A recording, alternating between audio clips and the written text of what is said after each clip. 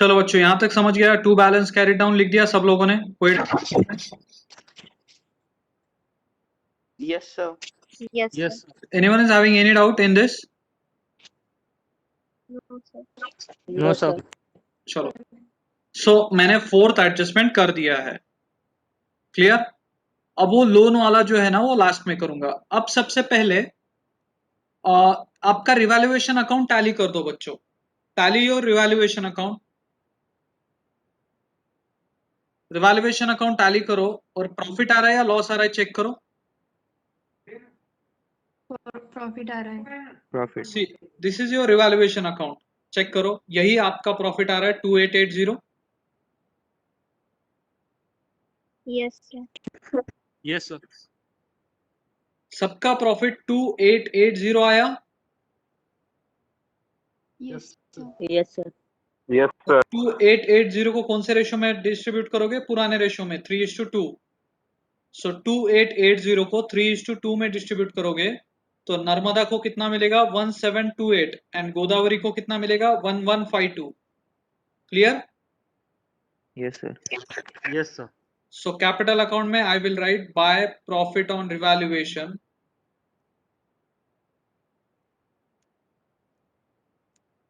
$1728 and 1152 dash.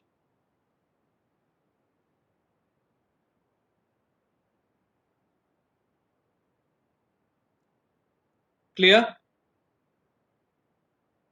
Yes, sir. Yes, sir. तो आपने capital account में लिख दिया बच्चों ऐसे? Yes, sir. Yes. Yes. चलो अब कैपिटल अकाउंट टैली करते हैं। कैपिटल अकाउंट की टोटल करो।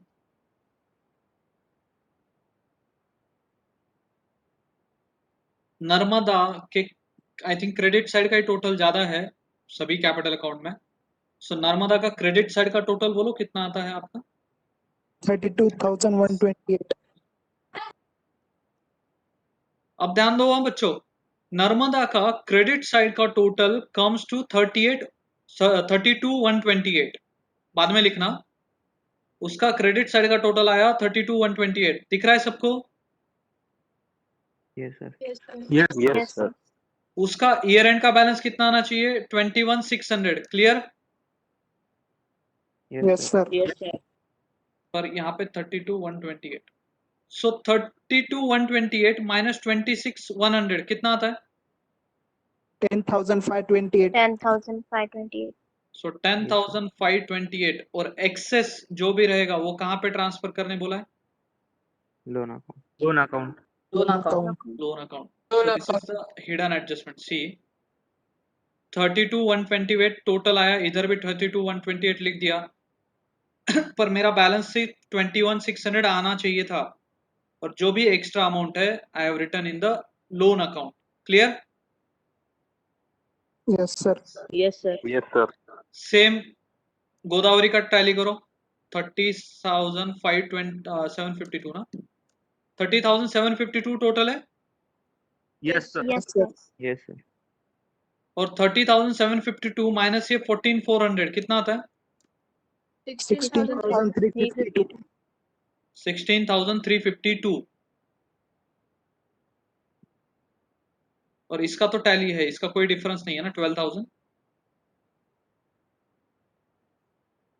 Yes, sir. समझ में आया बच्चों?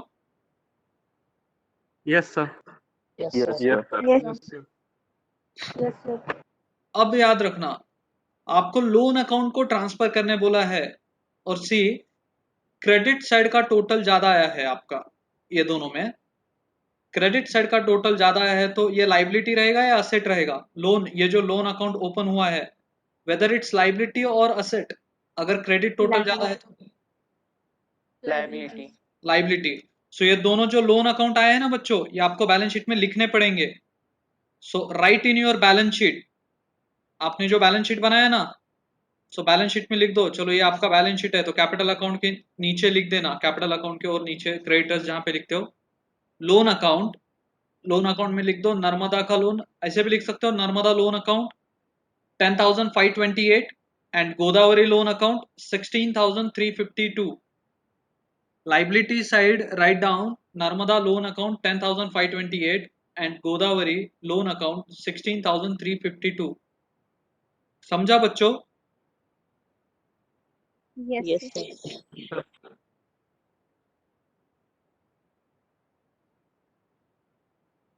हो गया सबका? Yes, sir. Yes, sir. चलो अब आपने एक एक अकाउंट टैली किया है तो आपका बैंक अकाउंट बचा है, बैंक अकाउंट को टैली करो, चेक करो बैंक अकाउंट को कितना बैलेंस आता है बच्चों? 20,000. 20,000. 20,000. So write down in the balance sheet 20,000.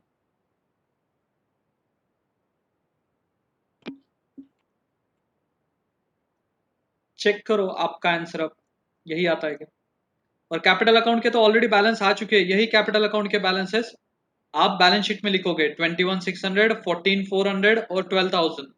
समझा ना? Yes, sir. Yes, Yes, sir. sir. So write down. Your balance sheet should look like this. Check कर लो ऐसे ही दिखता है क्या? रिवैल्यूएशन अकाउंट में ऐसे ही लिखते हो ना. अगर डेबिट साइड क्या लिखोगे? इंक्रीज इन लाइबिलिटी रहेगा या डिक्रीज इन असेट रहेगा तो डेबिट साइड लिखोगे, और credit side increase in asset और decrease in liability. Clear? Yes, sir. फिर Yes, दोनों sir. साइड का टोटल करोगे. अगर क्रेडिट साइड का टोटल ज्यादा आया that means it is profit on revaluation. और ये प्रॉफिट जो है बच्चों वो किस में डिस्ट्रीब्यूट करते हो आप? ओल्ड पार्टनर्स Old ना. partner. और कौन से रेशियो में? Old Old ratio. ratio. Old ratio. Old ratio में. क्लियर? Yes, sir. देन आप पार्टनर्स कैपिटल अकाउंट बनाते हो, ये तो सबको पता है. देन मुझे बोलो गुडविल जब कैश में लाते हो, when goodwill is brought in cash, so first entry क्या करोगे? Cash account debit. Cash debit to goodwill account. Cash और bank Cash account debit to goodwill account. Clear? Yes, Yes, sir. sir. और second entry question silent है तो भी क्या करोगे? Goodwill account debit to old partners. Old partner account. Old partners in which Sacrifice. Sacrifice ratio. याद रखना जरूरी नहीं है दोनों सैक्रिफाइस करेंगे, अकेला भी सैक्रिफाइस कर सकता है. So second entry goodwill account debit to old partners in their sacrifice ratio. Clear? Yes. Yes, sir. और अगर Yes, opening sir. Balance sheet में आपको जनरल रिजर्व ऐसी कुछ चीज आई है तो क्या करोगे? Old Partners partners. capital account credit Old side. partners. It will be distributed among old partners ना. Yes, sir. और ये Yes, general sir. Reserve new balance sheet में आएगा क्या? No, sir. No, sir. No, no ना. No, sir. Distribute करने के बाद न्यू बैलेंस शीट में क्यों आएगा general reserve? It will not come ना. yes, sir. क्लियर और not? Yes, sir. Yes, Yes, sir. और Yes. आपको ऐसे बोला है क्वेश्चन में कि इनकमिंग पार्टनर का बेस लेके आपको कैपिटल कैलकुलेट करना है, तो आप कैसे करोगे?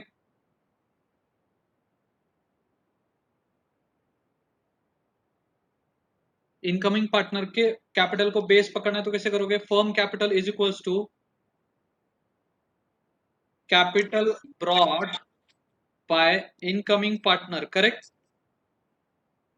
Yes, sir. Yes, sir. Yes. Into Reciprocal. Reciprocal of his share. Share. Simple word में अगर उसने 15,000 1/5 शेयर के लिए लेके आया तो क्या होगा? 15 into 5. 75. ऐसे ही होगा ना. Yes, sir. Yes, sir. समझ में आ रहा है या नहीं बच्चों? Yes, sir. Yes, sir. Yes, all Yes, of you sir. Are getting interesting लग रहा है अब थोड़ा थोड़ा. ऐसे ही बहुत सारे चैप्टर्स इंटरेस्टिंग Yes, है, sir. So you have to make them interesting. थोड़ा सा कुछ बुक करना है घर पे, थ्योरी वगैरह पढ़ना है. मैं थ्योरी में आपको बहुत बोर नहीं करता हूँ बच्चों. मेरे को अगर बोर करना है तो थ्योरी लेके बहुत बोर कर सकता हूँ, पर बोर करना मेरा ये नहीं है, पर्पस नहीं है. क्योंकि मैंने देखो फर्स्ट चैप्टर भी बहुत दिन नहीं चलाया है. फर्स्ट चैप्टर में बहुत सारे क्वेश्चंस है, बहुत क्वेश्चंस बाकी है. मैंने उसको वहीं पे स्टॉप किया, मैंने ये चैप्टर स्टार्ट किया. फिर यहाँ से मेरे को लगेगा 15 क्वेश्चन लेने के बाद अगर तुम कंफर्टेबल हो तो I will go to next chapter. But जब मेरे 3-4 चैप्टर हो जाएंगे तब I will come back again and I will take 4 chapters at a time. तो ऐसे मत समझो कि कोई चैप्टर हो चुका है तो हो चुका है, वैसे नहीं होगा। So again I am telling you, जब भी आपको टाइम मिलता है पिछले रिकॉर्डेड लेक्चर्स देखो। और अब तो मैं एक कर रहा हूँ, जब रिकॉर्डेड लेक्चर अपलोड कर रहा हूँ, अगर वो लेक्चर में कुछ स्पेसिफिक चीज है तो वो लेक्चर को ही मैं नाम दे रहा हूँ। जैसे कि calculation of new profit sharing ratio, अगर उस पे वीडियो लेक्चर है तो उसको नाम ही दे रहा हूँ calculation of new profit sharing ratio. तो कल जाके अगर आपको रिवाइज करना है तो ढूंढते नहीं बैठना पड़ेगा।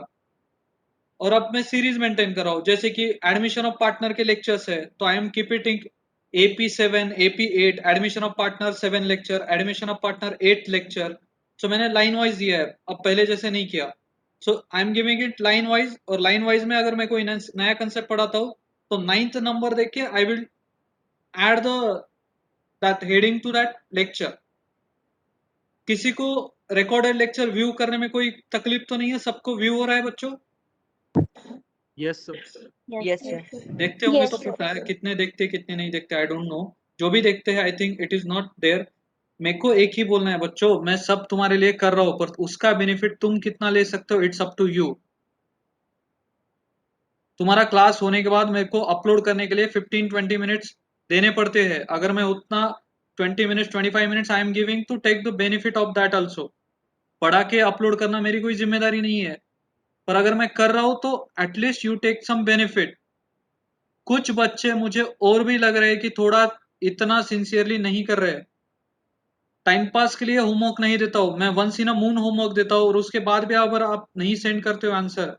और एक चीज याद रखना बच्चों, कभी भी मैं आपको एग्जाम देता हूं या फिर कुछ भी करता हूं, अगर मैंने आपका मैसेज रीड भी नहीं किया है तो मैं ऊपर से देख लेता हूं कि उसने कितना किया है। जस्ट आपने सेंड भी किया तो मेरे लिए बहुत ज्यादा है। गलत है, रॉन्ग है या करेक्ट है, दैट इज नॉट मैटर। तो कल बच्चों 15 से 16 मैक्स 20 बच्चों ने मुझे आंसर सेंड किया रहेगा। उसके बाद आई थिंक मोदी जी के बाद आपका बिजी शेड्यूल रहेगा, उसकी वजह से आप नहीं भेज पाए होंगे। सो मेरे को आइडिया नहीं है। तो देखो आपको कितना सिंसियरली करना है, क्या करना है। मेरे को एक ही लगता है, कमर्शियल एंगल से सोचोगे तो you are paying the fees. आप फीस पे कर रहे हो तो take the benefit of that. इससे आगे तो मैं एक्स्ट्रा बोल नहीं सकता हूँ। कमर्शियल में होता नहीं हूँ, फिर भी आपको बता रहा हूँ कि पैसे वेस्ट मत करो फिर घर वालों के। कि अगर क्लास लगा के भी आपको पढ़ाई नहीं करनी है तो इट्स बेटर डू नॉट पे the fees and do not attend the classes. उतने तो पैसे घर वालों के बच जाएंगे। तो सिंपल थिंग, इतना टाइम दे रहे हो तो करो। और अभी वर्कलोड कम है इसलिए बोल रहा हूँ। जैसे कॉलेज फुल फ्लेज चालू हो जाएगा, बाकी चीजें चालू हो जाएंगी, फिर टाइम नहीं मिलेगा। समझ में आ रहा है कि सबके? Yes. Yes, sir. फ्यूचर में कोई भी कॉमर्स में कोर्स Yes, करना है ना sir. तो अकाउंट के सिवा ऑप्शन नहीं है, ये चीज क्लियर रखो। और 11th और 12th में अगर अकाउंट नहीं आया तो आगे तो आएगा ही नहीं। तो सिंपल चीज, अकाउंट सब्जेक्ट आगे सब जगह पे लगने वाला है। So do proper studies. Half an our देना है बच्चों क्लास होने के बाद, हाफ एन आवर में सब हो जाएगा। You are that much talented, but you are not giving that half an hour also. Simple समझा सबको? ज्यादा बोलना मेरे को कंटिन्यूसली अच्छा नहीं लगता है, but if I am observing something you are getting. मैंने एक ऑब्जर्व किया है पिछले 6-7 डेज में, बहुत बच्चे लेजी के जैसे कर रहे हैं अपने क्लास में। They are getting lazier. थोड़ा सा सिंसियरली करो। समझ में आ रहा है सबके? Yes, sir. Yes, sir. तो Yes, जितना sir. पढ़ा है रिवाइज करो कल, और थोड़ा एक्स्ट्रा एडिशनल एडजस्टमेंट वाला क्वेश्चन लूंगा। Okay, foundation tomorrow morning 7 o'clock। Clear? Yes, sir. चलो Yes, बाय। sir.